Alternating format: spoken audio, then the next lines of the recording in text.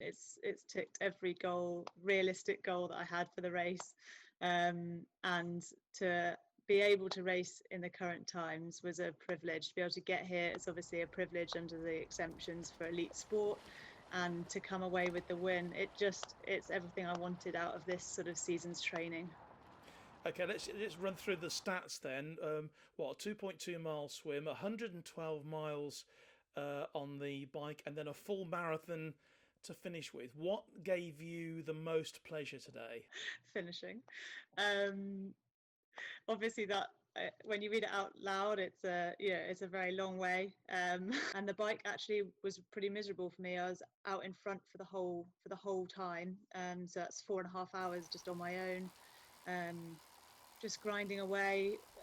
It was pretty challenging, mentally mostly. Actually wasn't working that hard, but I just didn't seem to be able to push. So then getting onto the run, that was definitely the most enjoyable, and somehow I actually had a lot to give for the last 10k, so to finish strong was, yeah, it was really amazing. I was looking, so one of my goals for the season was to be able to run a sub-3 marathon off the bike. So I had that in my head, and I also knew that if I did that, I'd also be breaking the course record with the swim and the bike I'd done. So I think I was about 2.5 minutes off the course record, which is also just a nice to know that it wasn't just a COVID era race. It was, still a substantial performance.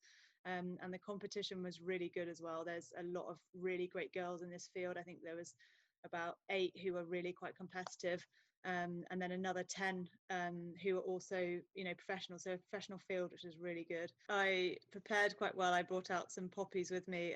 Unfortunately, due to the COVID restrictions, I couldn't quite get them onto the finish line podium, but I've been proudly wearing my GB body tattoos all weekend. So yeah, it felt really great to be able to represent the British Army on such a weekend, definitely.